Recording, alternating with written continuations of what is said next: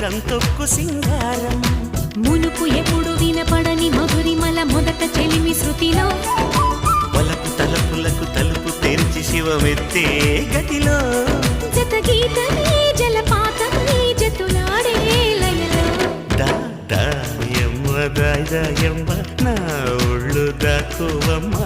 గాలైన చేరలేదమ్మా హాయమ్మ hi హాయమ్మ ఈ తుంటరి గాలి